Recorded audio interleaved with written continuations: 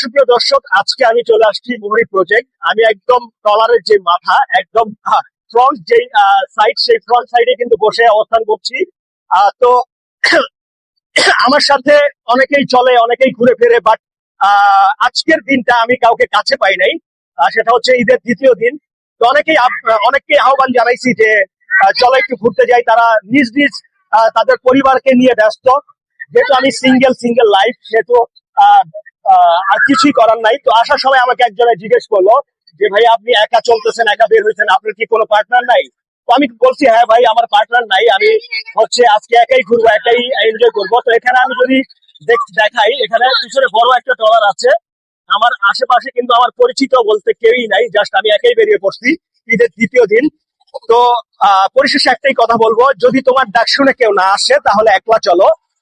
একা চলার মাঝেও একটা সুন্দর একটা গুড ভাইব আছে, নিজেকে ফিল করা যায়, একা থাকা যায়, নিজেকে চেনা যায়। আর আপনার কনফিডেন্স লেভেল যদি লো থাকে, কনফিডেন্স লেভেল হাই হয়ে যাবে যদি আপনি একা চলতে পারেন।